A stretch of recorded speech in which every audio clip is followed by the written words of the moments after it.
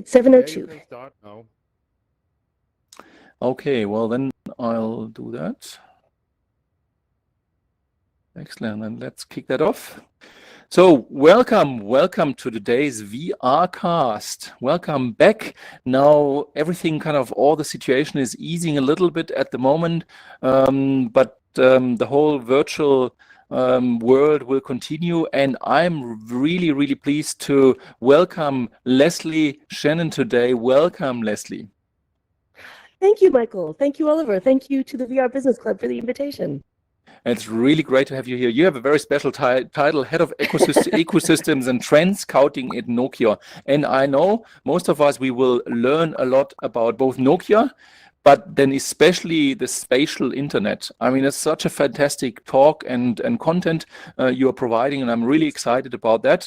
And I really encourage everyone to use the opportunity to ask many questions. So what we'll do today, to keep it interesting, we have a 20 minutes presentation, and we have enough time to discuss, because there's so much actually content and so much questions to ask. So I'm really excited about today's talk. Well, thanks for the hearts. I know they are for Leslie, for you, Leslie. So did you see the hearts? And I think I'll give some clapping hands up front as well. Thank you. So for now, Leslie, the stage is yours. Great. Thank you very much. Welcome to everyone watching live here in AltSpace and everyone watching online afterwards. My name is Leslie Shannon, and I am Nokia's head of ecosystem and trend scouting. I'm located in Silicon Valley in California, so it's 7 in the morning for me. Way! Good thing for VR. I didn't have to brush my hair, so so it's good. Your hair is perfect. Your hair is perfect. Yeah.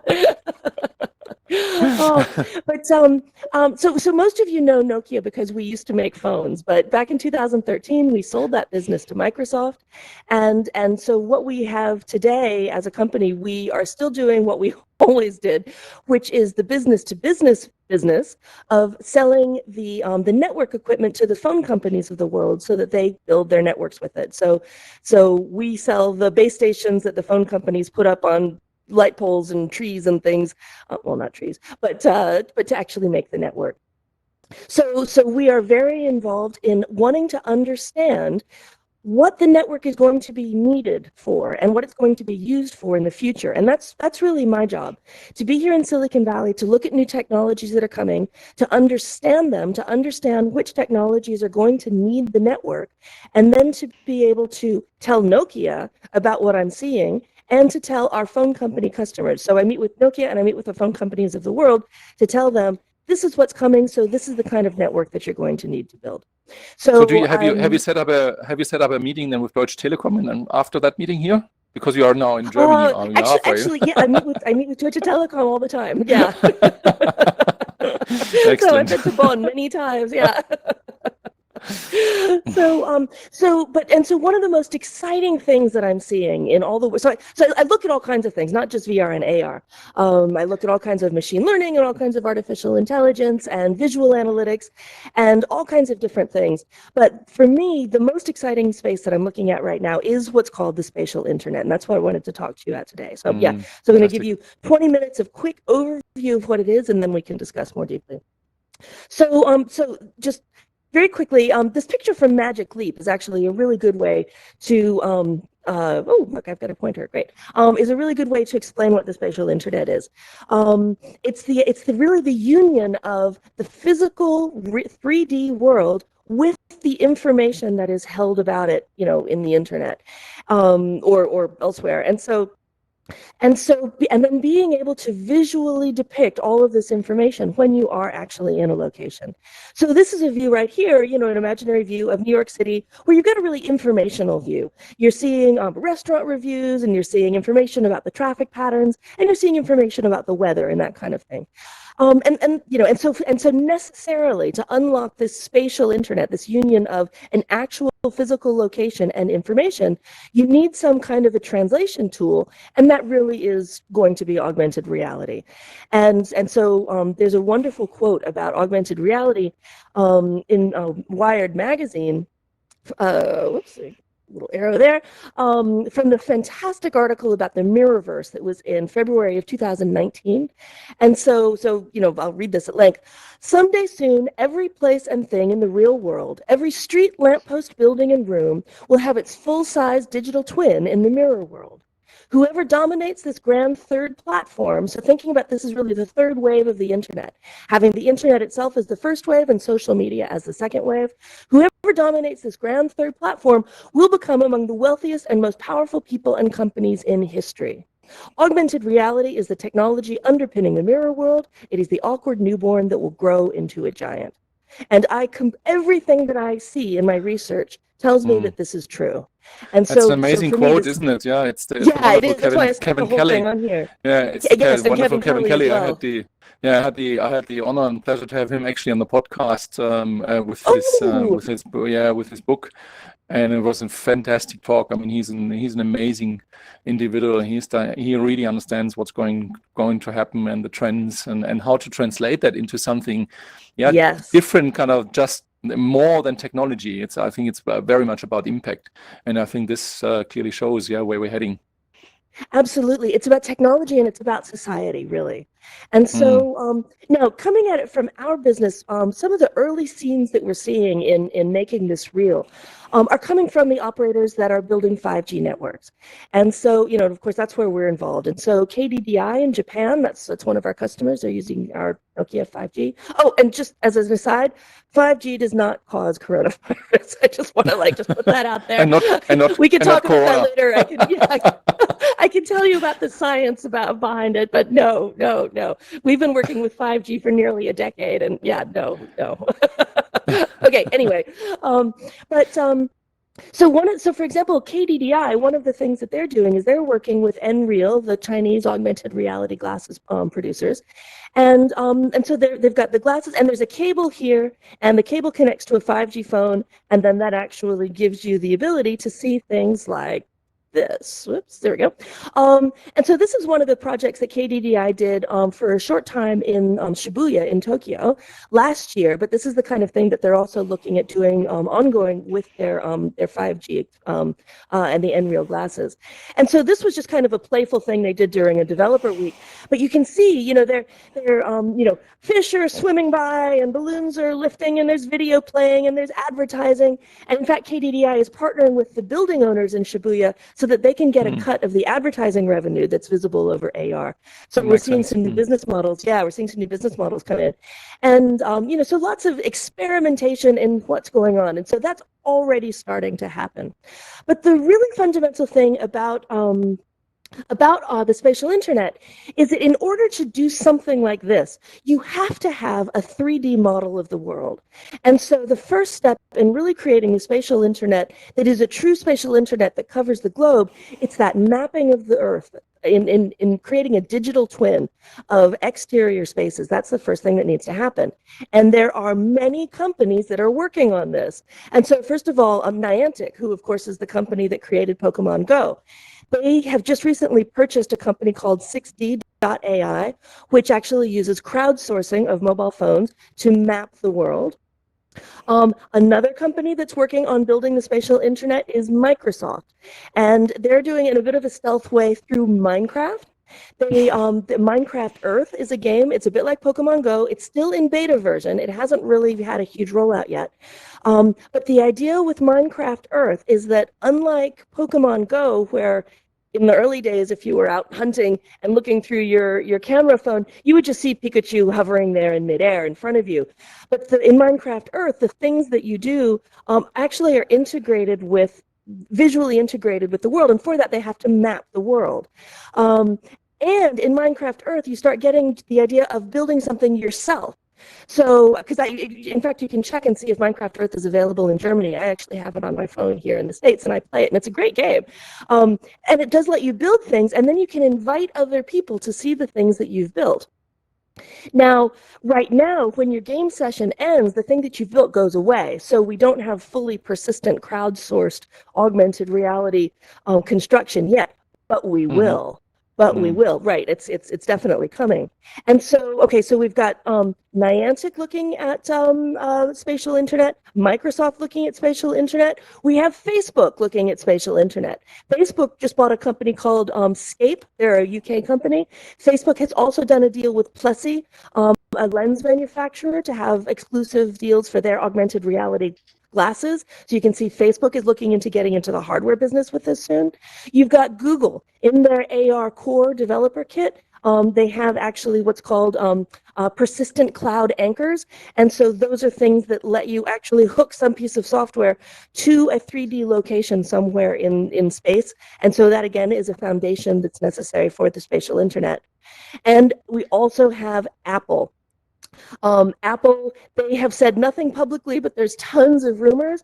And if you go to their headquarters, which is just 2 miles away from my house where I am right now in California, their visitor center, they don't let you into the big round building that they've just built, but across the street in the visitor center, they have this kind of beige 3D model that you explore using augmented reality. And it's a very beautiful augmented reality experience. Apple's clearly investing in this quite a lot. So, and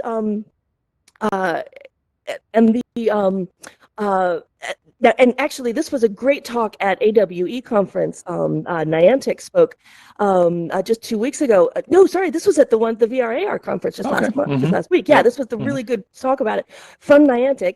And Niantic, so the CEO of Niantic, the CEO of 6D AI, which was the mapping company that was bought by Niantic, he spoke very frankly. He said, look, we're building the spatial internet now, but here's the steps that need to happen. First of all, there needs to be an initial capture of the physical world data points. And this is, again, talking about mapping the entire exterior world, the entire globe. Then we need to do the segmentation, which sets of data points go together as unique objects. So this table is one set and this floor is another set.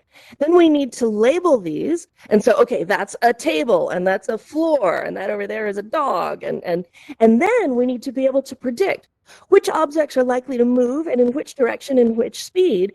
And all of these things together, then they've actually got the software foundations to be able to create the spatial internet along the lines that I showed you at the beginning in that Magic Leap slide.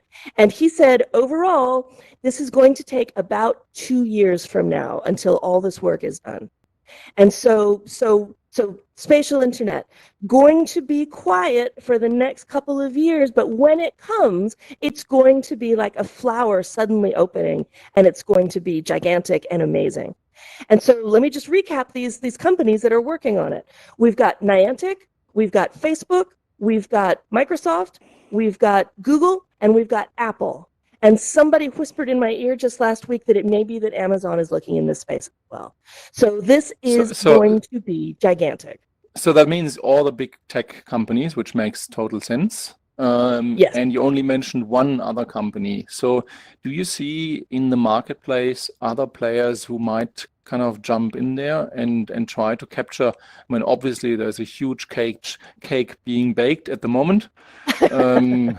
And so I mean, looking at the emergence of social media, there were obviously a lot of platforms in the beginning, and then only a few emerged as the really big ones, which basically now investing.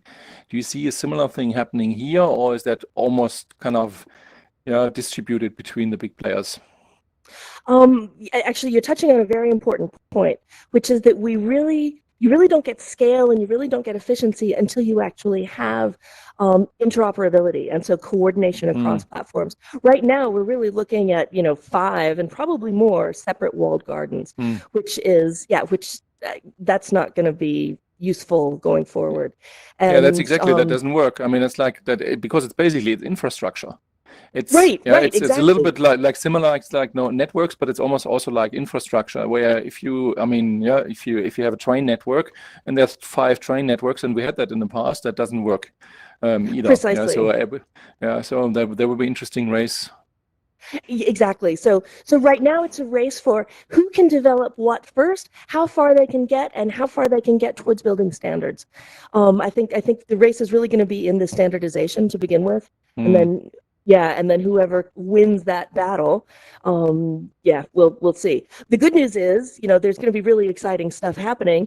But in some of the discussions I had last week at the VR/AR Association, somebody asked who's going to dominate this space, and a fair number of the consensus was a company that we haven't even heard of yet. So there's all kinds of room for new players in here. Yeah, new platforms invite new players. Yeah. So, but I actually look at this foundation, the building of the network like this as the building of the structural internet. Really, this is the early days. This is the hooking up of the machines. This is actually creating the basic net. And then what sits on top of it is the thing that's going to be important, and that's where it's going to be open to new players. Yeah. So, okay, so let me get to the second part of my talk, which is, so the first I wanted to convince you that the spatial internet is coming. The second thing that I wanted to show you is, especially with the lockdown that's happening right now with COVID, there's been some really interesting moves in the gaming world that are actually really important early steps in moving us all towards the spatial internet. And so just a word about gaming to begin with. First of all, gaming. It generated $152 billion in 2019, which is more than the movie industry and the music industry globally combined. So gaming is this massive thing that is massively monetized. And so that's good news because it's very well established. And so anything that can get close to money in the early days will be helpful for getting the spatial internet going. Now, I mentioned COVID.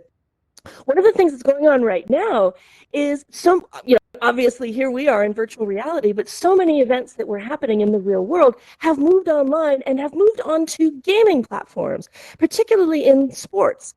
And so de Ronde in Flanders, the Tour of Flanders, they had to cancel the professional live bike race. But what they did was they invited several of the professional cyclists and they had them compete in an actual online bike gaming platform called Be Cool. And they had cameras on the here's each of the bike cyclists at their homes with a stationary cycle and a TV camera on them, and they had a live commentator and they broadcast this, and it was really exciting. It's on YouTube. It's really great to watch because you can see the camera in the people's faces and you can really see the effort that they're putting into it. Another few events that went that have been digitized recently in the sports world here in the United States. The Kentucky Derby is the main horse race that we have every year, the first Saturday in May. Well, they didn't have the race, but the Kentucky Derby is also the first race in a series of horse races called the Triple Crown. And in the entire history of American horse racing, only 13 horses have won the Triple Crown.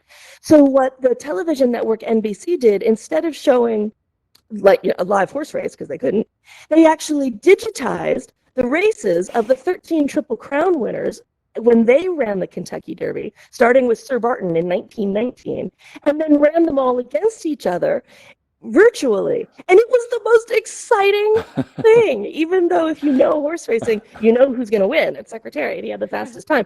But still, seeing them race against each other was just astonishing. And NASCAR also, they're another professional sport that has gone online using a gaming platform. They've been using the iRacing gaming platform and getting professional drivers to compete against each other in a gaming platform. And they went, and when they realized that this was being popular, they went to the Wilkesboro Speedway, which closed down in 1996, and they scanned the whole thing, and then they scanned it into iRacing so that drivers could race virtually on a beloved raceway that had been closed for more than 20 years. And huge fan favorite. So what is happening, and the reason I'm talking about these things is that we're starting to see now significant things that happened in the real world or that have meaning in the real world moving online right now onto gaming platforms, because that's the thing that's most available, and showing the mass market, showing ordinary people what is possible online in virtual worlds, and so starting with reality but moving into the imaginary. And I think it's interesting, Leslie. I think it's very interesting because you had this number 2.5 billion people, in gaming. I mean, that's a big market there, and I think that makes it so. It's right, and so, but then things like this, the Kentucky Derby has, tens of millions of watchers. And so this is actually getting these imaginary events exposure to everybody, not just people who are gamers. Mm. But then we have, I don't know if you all saw this, this was actually really great, ordinary people moving their events online. And so this was on Twitter. This is a British children's author, and she tweeted a couple of weeks ago about how now she's having her editorial meetings in Red Dead Redemption 2. So they all go to the campfire and they sit around the campfire and they talk to each other there. And so, hey, sometimes the game forgets that the camp exists and suddenly you're just in the dark with the wolves. Hey, that's exciting. It turns out the button to sit on the ground is the same button as strangle the person next to you. So you have to be careful how close they get in the meeting. And so lots of fun stuff. But this is people realizing that there's plenty of platforms out there and starting to move real world events into these online virtual kinds of things. And there's a lot of this.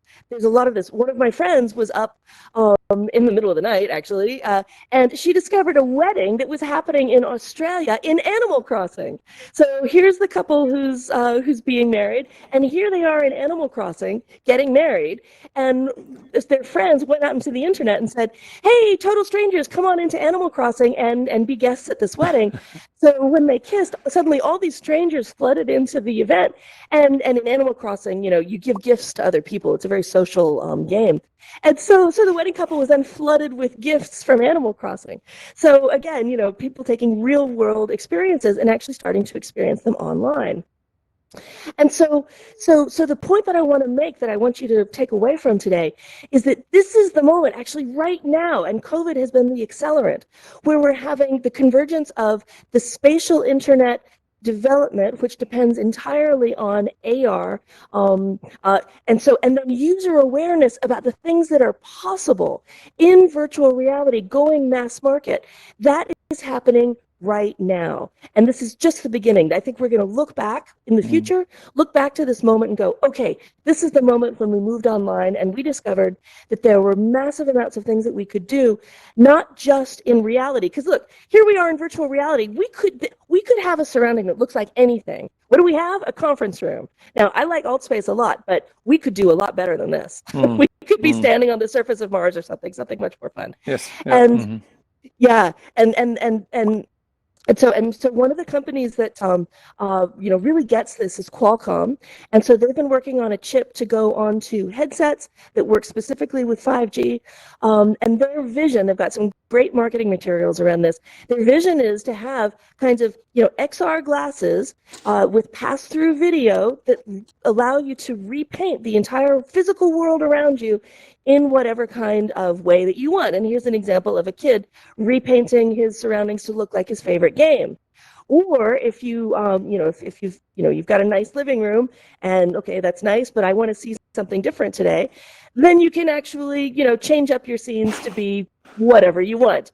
And so I've got, really great, joy for this whole market, because I think it's going to be very, very exciting what comes out of it. And so, but then the last point, I want to bring us back to the gaming world, because I mentioned gaming and money earlier, and that's a really important point. And if we look again to Niantic, now, I played Pokemon Go when it first came out back in 2016, and I don't play it anymore, but a lot of my friends still do, and in fact, millions of people around the world still do. And Niantic has discovered that they partner with local businesses. If you have a business, you can actually ask Niantic to put a Poke Gym in front of your business and then have certain events at certain times that will attract Pokemon Go players. And then actually the revenue goes up in the stores that those Poke events happen outside of. That's cool. Niantic also does these walking events where they have, a special track, and they pick the track, so they pick where it goes, all through the city, and, as you can see, thousands of people come, and they're able to measure the revenue when they're actually doing these events versus the week before, and this generates tens of millions of dollars. So this linkage of location and information is a place where there's going to be a ton of money to be made.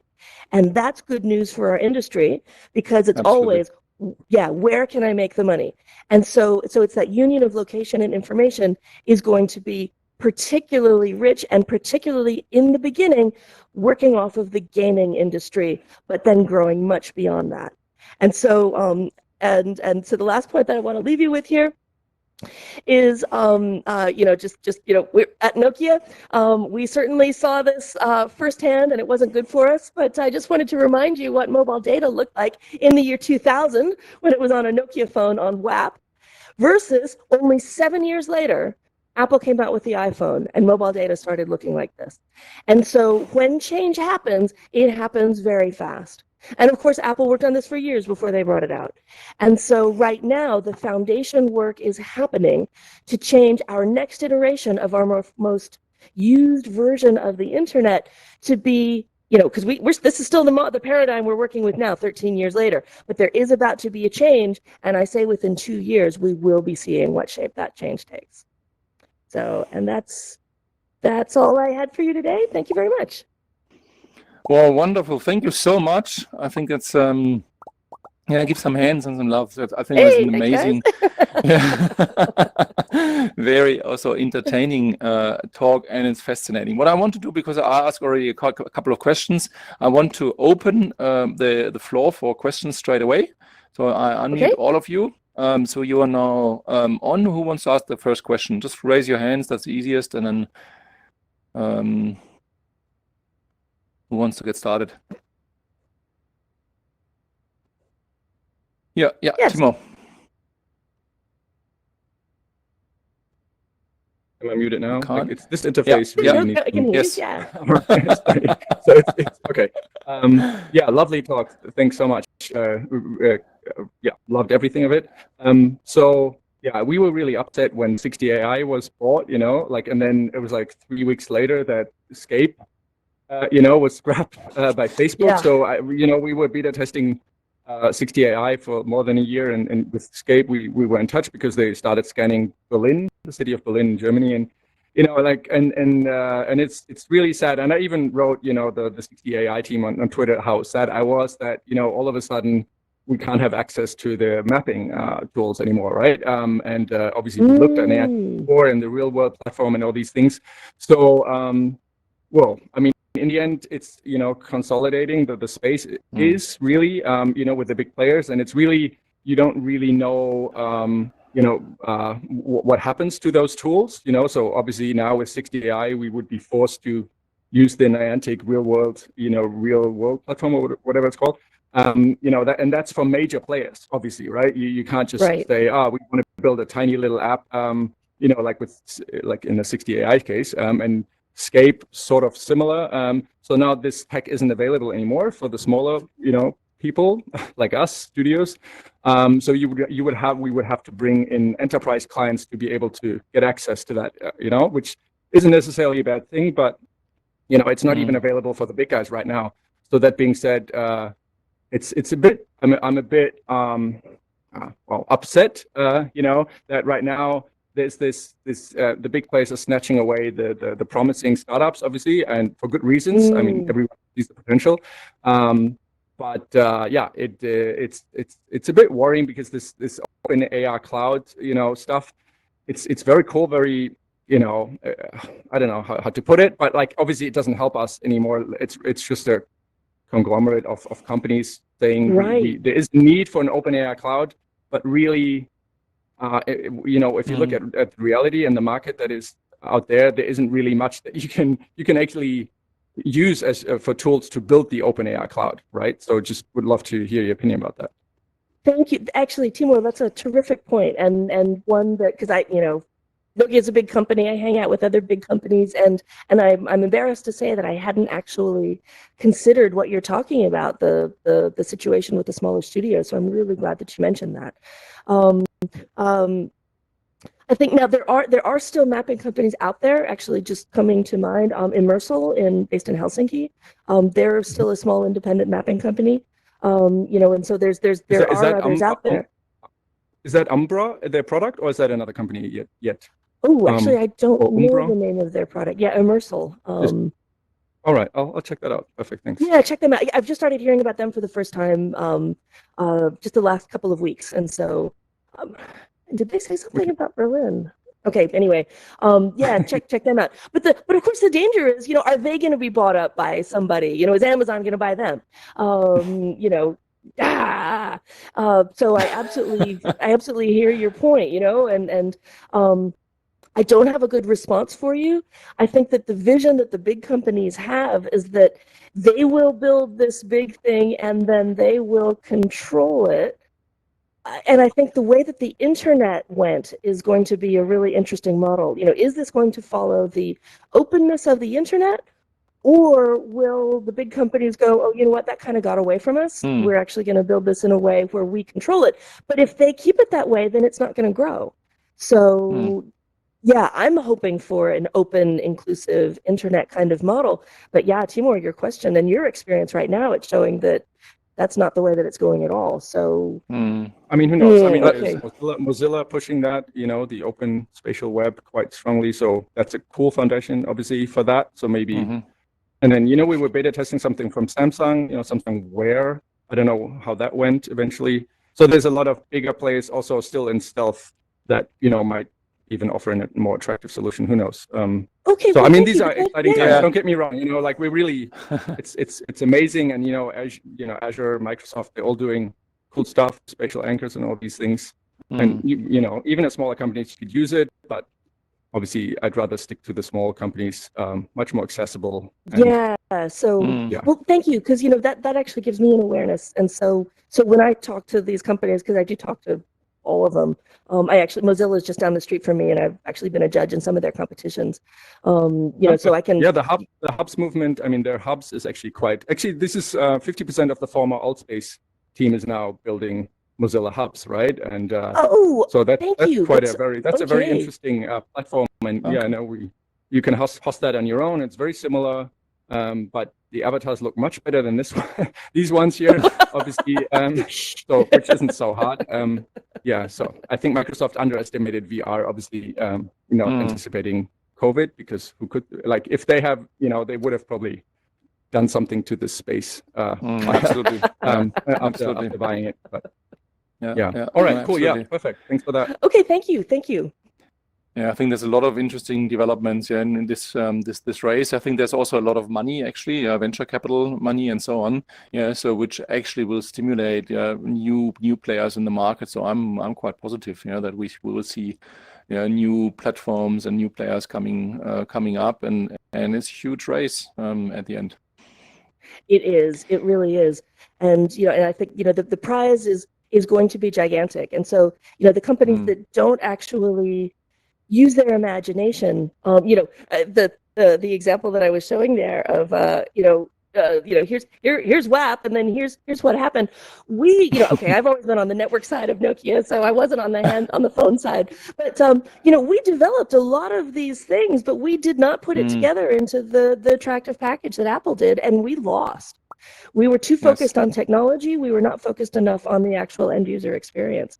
Yeah. And we have another one. And we lost this race. Yeah. Absolutely. Yeah. So Felix, you have a question. Felix? I think you need to unmute yourself. There we go. That sounds like. I heard something. Yeah.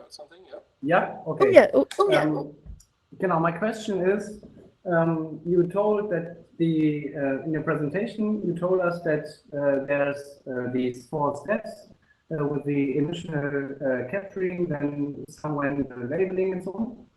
And my question is, are there technologies, or how do they update your surroundings? So if you have one initial capturing of your whatever building or a park or something like that, how do you keep it updated? So if something changes, if a tree is removed, or your building is painted in another color, how do you keep your surrounding updated? Yeah, those companies would have to. They would know better than I would. But I think it's important to note that 60 AI, which Niantic just bought, they use the mapping from people's mobile phones. So that's a constant kind of refreshing of the environment. So it's when you're actually crowdsourcing from everybody who's got a phone, then you are constantly updating the real world. Also, if you notice, Apple in the latest iPad that came out last March, they actually have a LiDAR sensor in there. And so, Apple with the iPad, I'm not with Apple, I don't know, but my guess is they're using the LiDAR to map the world around their users as the users carry and use the iPads. So I think, kind of leveraging crowdsourcing the devices is the answer that I'm seeing. LiDAR for. Yeah. Okay, thank you. Okay, you're welcome. Thank you. Thanks. Timo, you have another question? Just quickly to touch on that, I recall a company being bought by Microsoft years ago, actually, that did exactly that. That after an initial scan, it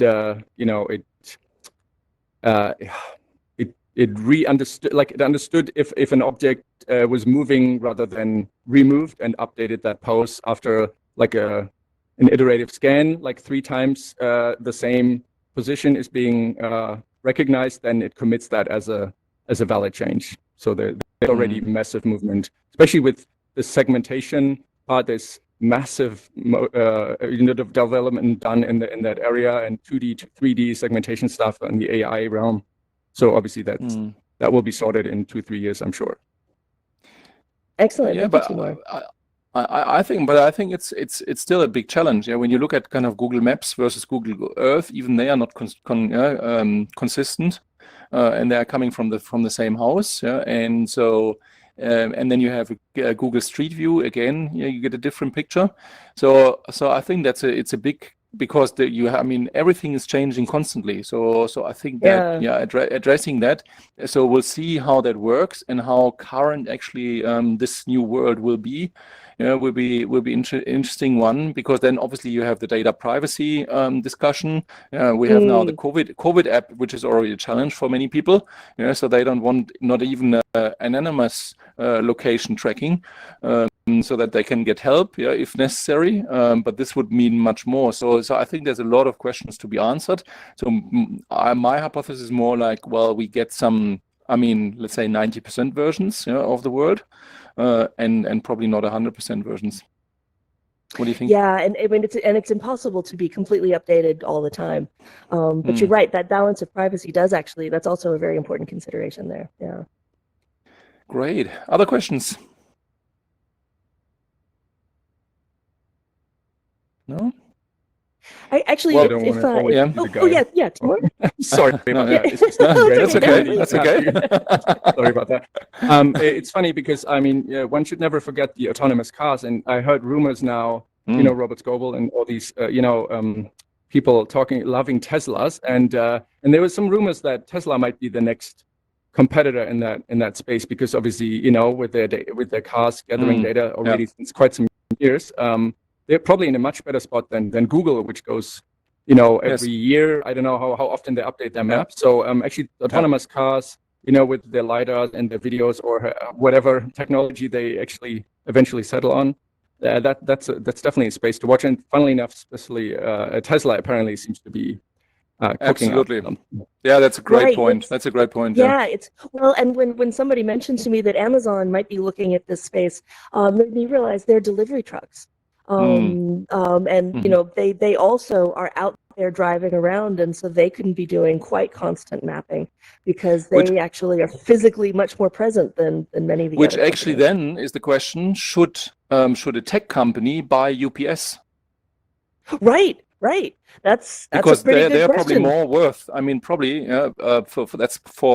I assume that's some pocket money only, for a Facebook to buy UPS, and suddenly you are. You map the world, which the accessible world, pretty quickly. Within weeks, you've it's done almost. So I think that could be an interesting move. Or Yes, garbage and trucks, so maybe. I would not be surprised. Yeah. Yeah, garbage trucks is another one. Yeah, I think I think we'll see, because then business models are going to develop, and then we'll see kind of the momentum. You saw you showed some great ideas about advertisement, and actually mixing this new world, the spatial internet, with the physical world in a way that you actually bring traffic via the spatial digital internet into the physical location, and then they sell Mars bars, and Cokes. I mean, it's like it's funny, yeah, which is not related. I mean, it's really interesting kind of thinking, and I think there will be a lot of opportunity in that space. Other questions? Because I have one question then left, which just came up again for me. There's one. Okay. Here, I see Felix has one. Yeah, Felix. Yeah, another question. So you mentioned that with the initial capture, we get all the information digitally that are represented in the real world. What about physical properties? Like if you imagine you are in a facility and there are a lot of machines working, you also want to know how a robot, for example, is able to move. How do you apply a physical model to your digital representation? Do you know Yeah, that's actually that's a question that we actually do a lot of work in that space. We do a lot of robotic automations, but I'm not the person who does it, and I'm afraid I don't know the mechanics. Does anybody here in the audience? Do you have any information? Any ideas? No.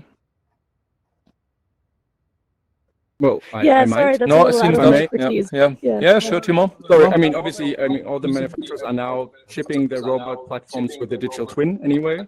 So I guess it's sort of trivial. I mean, you have IoT sensors, rotation, translation, IMO sensors, and then because it has a spatial mapping, it knows where it is in space, so it can update its virtual position by the physical one at any given time. So, and then you have IoT sensors, which are either internal into the robotic platform, or you have external ones that can register that the robot is within its proximity, or it has grabbed something, QR codes on the packages and all these things. So actually all this stuff is already sorted out in the major warehouses all over the planet. And there's, obviously now these platforms are now shifting to these more what is it called, physical compute platforms or whatever, where they really change the whole warehouse structure to better cater these sort of smart robots rather than the requirements of a human workforce. Yeah. So the robot knows where he is, and such that's the measurement in the real world adopted or translated to the digital world, right? But what about the in quotes, a true physical model? So the IoT sensors tell you how the robot is moving, but they do not tell you how the robot is able to move. For example, motion is not the right example, but for example, weight. If a robot is able to carry a specific weight, that's measured when the robot is produced, I know. But if you, for example, plan a virtual ramp up of a facility, or if you plan a specific production line, then you want to exactly know how your robot can collaborate and interact with each other. And that must be done before you introduce this line and before you introduce such IoT sensors. So what we are researching on is how the digital shadow is connected with the digital kind of functional model that represents the physical properties of a specific object. Like Leslie, you mentioned that you label specific objects, like this is a table and this is the ground. And my initial question was how to add specific material criteria, for example, or a so-called physical properties to this. But it's just the question. It's not. We are not able to answer it. That's perfectly fine. Yeah. So I'm not entirely sure I understood the question precisely. I mean, in terms of, the robot and the physical properties, that's very much what a digital twin also is, so that you can run simulations that are very much based on real world physics. And even more so, you can do it, for example, in the Unity simulation cloud, where you can run thousands and millions of instances, and then train the AI to then collaborate with other robots, for example, or learn to pick up something, first in the virtual world. And then once that AI is trained on the digital twin, you can then deploy that to the physical model. So that this robot doesn't actually waste hours and hours of physical training, data. And this is, for example, where Unity has teamed up with Google to do exactly that. And then maybe the other hypothetical question, how you phrased it, was that obviously the segmentation AI models are very capable of detecting a surface material and whether something is material or wooden. And even I think Lufthansa has now deployed the LiDAR sensor for their packaging line. So they have enough training data to know that a physical shape could have, it can approximate the weight of luggage based on its 3D shape, because it has enough data gathered from the past to then basically interpolate that. I'm not sure whether I answered any of the questions. Should be. Yeah, now I got it. Thanks. Perfect. Wonderful. Another question. Otherwise, I would have one, Leslie, and this is more like, let's say we have a leading player now with that spatial internet, and I mean, who is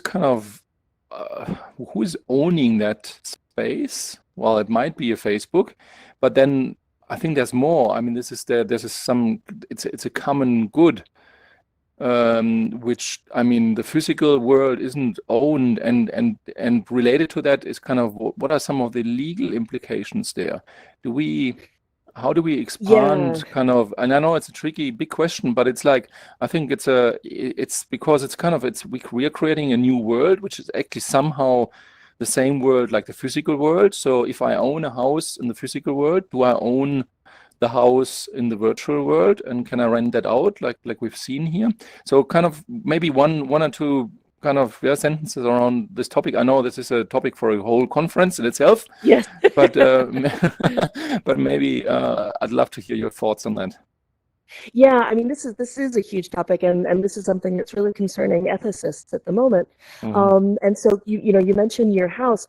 Well, that example of KDDI in Shibuya in Tokyo, they are actually working directly with the building owners, as I mentioned, to do virtual advertising in their 5G view, and then share that advertising revenue, the video billboards, with the building owners.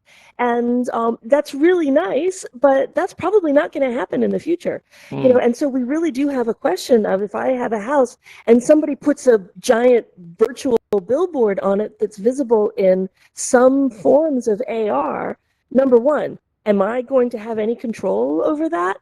Am I going to even know it's there if I don't even happen to be in that world? Or if we're not talking about advertising, let's go in a bad direction. What if somebody writes on the front of my house, person who lives in this house is a jerk? Do I even know that it's there? And how much control do I have over the representation of the things that I own in the real world? How far does that extend into the world of reality? Right now, all we've got are questions. Absolutely, so no answers. Absolutely, and I think we leave it there for now, because I think I want to really open that up, maybe for a future talk on this, because I think it's so relevant. Yeah, because it's different than other things. The more realistic, and that's what we have here.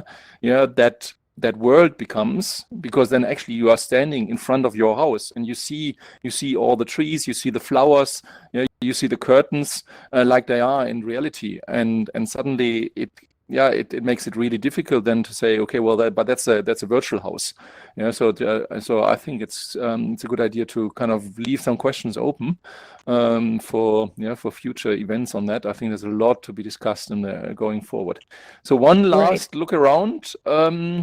Any final questions here? Yes. I've got something that just sure. Since I mentioned 5G before, I wanted to tell you very quickly why 5G is not going to give you COVID.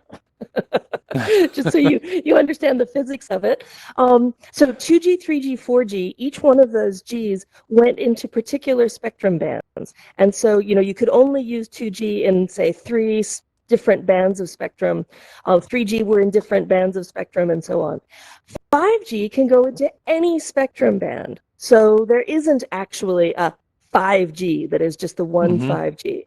So most 5G is actually going into bands that have already been used before. So it's not any different from the mobile telephony that we've had in the past. So number one, so that's no different from the past. Now, However, they have opened up some of the really high frequency bands that were not used before, and these are called millimeter wave. And those are the ones that people are worried about. Now, the thing is, though, that really high frequencies, they don't travel very far, and they can't penetrate anything. We've found, as we're setting up 5G networks, if there is, and I'm being serious about this, if there is a leaf, one leaf in the way, it stops 5G. In those in those very high spectrum bands. And so, so we're looking at very specific implementations for those. And so another thing that stops 5G in those high spectrum bands, your skin. It cannot penetrate your skin. So, the idea of 5G actually messing with people in some ways, it's actually less invasive and less potential for damage than any of the other Gs. So just wanted thanks for the clarification. Put that out there. people setting base stations on fire in the UK. It's like, oh no. Yes, yeah. I think that's more. No, thanks for the clarification and the facts. That's always good to have real facts here. So again, I think that's a good idea.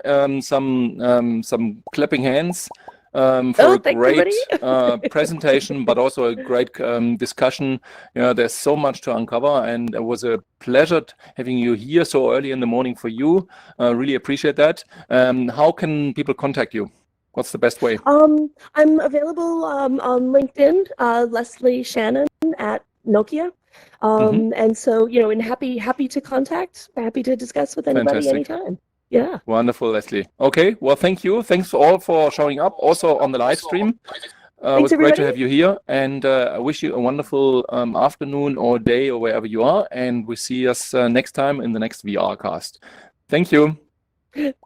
Thank you, Michael.